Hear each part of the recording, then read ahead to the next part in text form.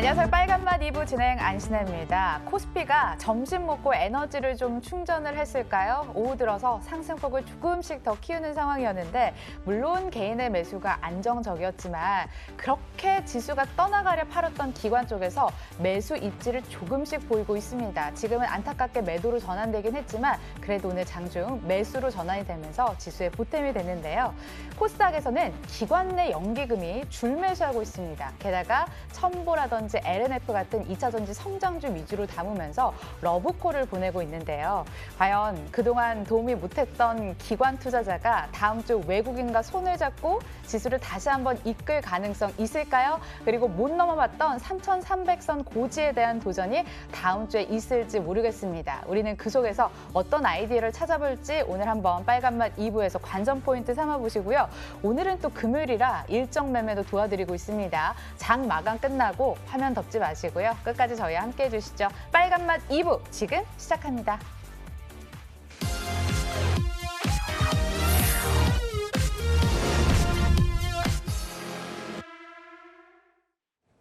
네, 금요일장 마감 30분 남겨두고 있습니다. 오늘도 익절의 기술 통해서 익절 성공하셔야죠. MTNW 나인원 박재호 어드바이저와 함께하겠습니다. 위원님 나와 계시죠? 네, 반갑습니다. 네, 안녕하세요. 자, 오늘은 시장 이야기를 먼저 해보겠습니다. 오늘 하락 출발했던 양시장이 오후장 들어서 상승 전환에 성공한 모습입니다. 그런데 시장을 크게 바라보니까 가는 종목만 가는 그런 분위기가 연출이 되고 있는데요. 위원님께서는 시장 어떻게 진단 내리고 계실까요?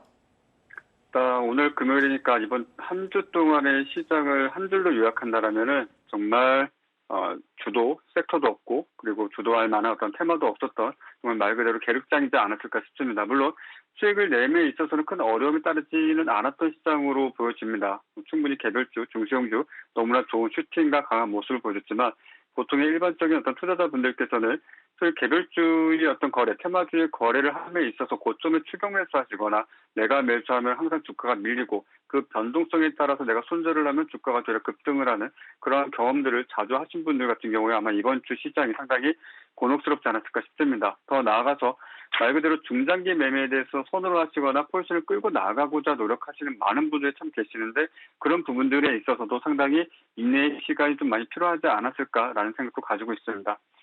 이런 부분들에 있어서 아마도 이와 같은 흐름이 다음 주까지 이어지게 된다라면은 본격적으로 소위 단기 매매 시장이 될 수밖에 없겠다라고 좀 말씀드리겠고요. 실질적으로 여러분들께서 시장의 패턴을 좀 보신다면은 종가상 시세를 좀 끌어올린 종목이 다음날 시가에 갭을 준다든지 보통 그런 어떤 갭을 띄워준 이후에 추가적인 어떤 매도 물량이 나옴으로써 사실상 종가 매수 다음날 시가 매도가 상당히 유용하게 적용되고 있는 시장이고 장 초반에 오히려 매수에 적극적으로 임하신 분들 같은 경우에는 되려 손실 볼 확률이 좀 매우 큰 어떤 그런 시장의 어떤 형태를 좀 띠고 있습니다. 그리고 이것이 조금 더 형태가 좀 바뀌게 된다면은 아마도 다음 주 같은 경우에는 그런 어떤 종가 매수에 따른 어떤 수익을 취할 수 있는 부분과 그리고 장중 매매보다는 오후장 접어들면서 다음날까지 수익을 끌어나갈 수 있는 오후 2시 반 또는 2시에 넘어서부터의 어떤 그런 데이 트레이딩 관점 이것도 상당히 적용될 것으로 보여지는데 아마도 다음 주부터 여러분들께서는 그저 좋은 주식이라고 불리우는 종목을 그냥 사기보다는 오히려 데이 트레이딩 관점에서 최대한 수익을 취할 수 있는 관점에서 좀 더 짧게 끊어치는 매매가 좀 필요하지 않을까라는 조심스러운 의견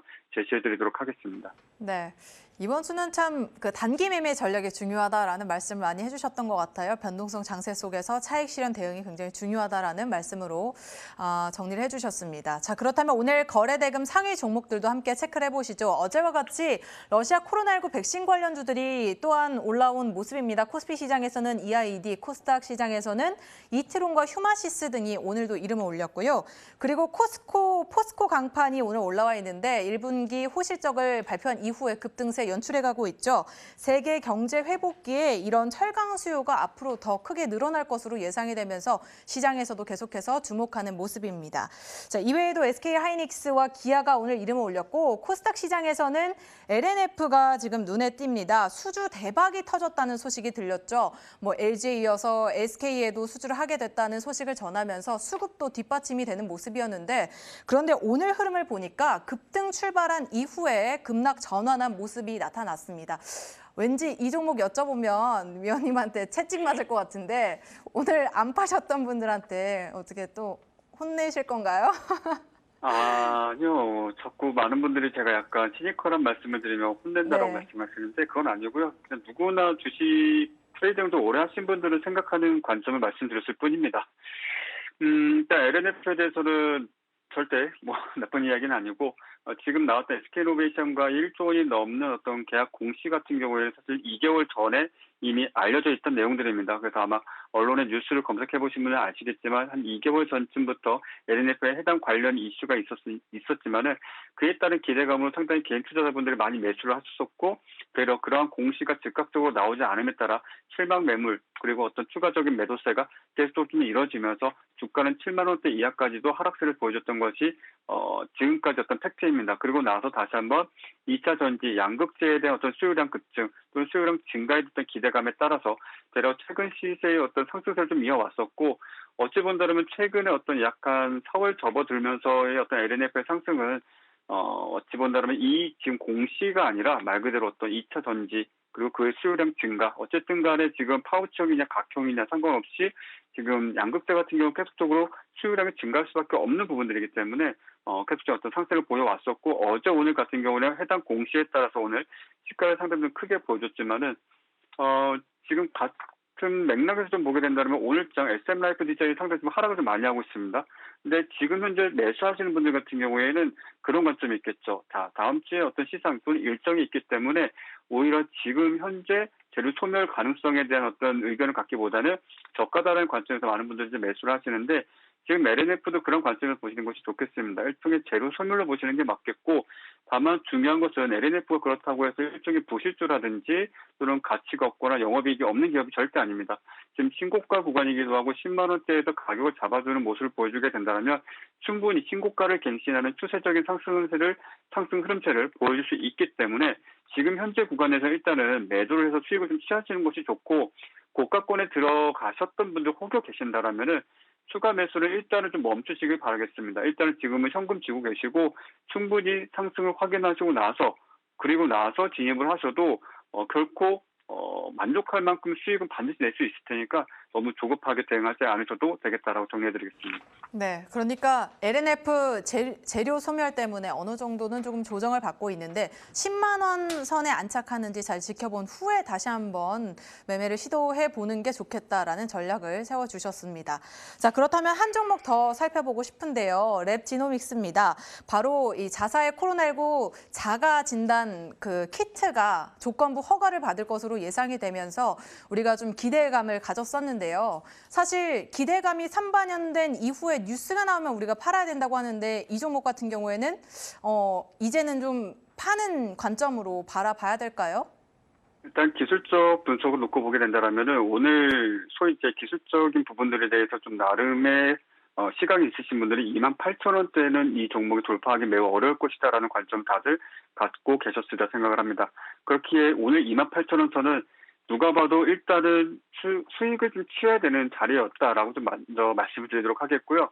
재료적인 측면에서 놓고 본다라면은 지금 현재 이런 어떤 진단키트와 관련된 이슈는 사실 지금 방금 전에도 정부 차원에서 어떤 언론에서 기사도 나왔지만은 건보료가 지원되지는 않습니다. 그래서 말 그대로 개인이 필요에 따라서 구매를 할 수 있겠지만 일종의 간이키트이기 때문에 실질적으로 그의 반응에 따라서 물론 이제 PCR 쪽으로 검사 넘어가야 될 수도 있겠고요. 그 외 다른 여타 검사로 좀 넘어가야 될 수도 있는 부분들이 있기 때문에 실제 과거의 어떤 시즌이라든지 어떤 진단키트에 의한 상승세를 보여줬던 그런 어떤 테마로서의 힘을 다소 좀 부족하지 않을까 일단 그렇게 좀 말씀드리고 싶고 랩지노믹스뿐만이 아니라 어떤 그런 간이키트에 대한 어떤 시장의 테마가 형성이 된다라면은 일단은 각 종목별 지난 시간 동안 쌓여있던 매물대를 좀 돌파를 해줄 필요가 있습니다. 그렇게 지금 현재 시점에서는 최대한 자꾸 반복해서 말씀드리는 게 좀 송구할 정도인데 수익을 취하면서 최대한 확인한 후에 정말 포지션을 끌고 나아가는 그런 거래를 하시길 바라겠고요.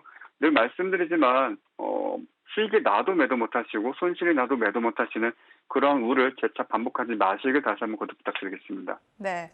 랩지노믹스 단기적인 저항선 28,000원 선을 잘 두고 보자라는 말씀해 주셨습니다. 자, 그렇다면 위원님의 오늘 관심 종목도 한번 체크를 해봐야겠죠? 오늘 관심 종목 레이크 네. 머티리얼즈입니다. 바로 이 반도체 소재 관련주인데요. 레이크 머티리얼즈 투자 포인트 한번 짚어주시죠. 반도체 섹터 같은 경우에는 이제 올해와 내년에 계속적인 어떤 저점을 높이는 추세적 상승에 대한 가능성은 모두가 잘 알고 계실 겁니다.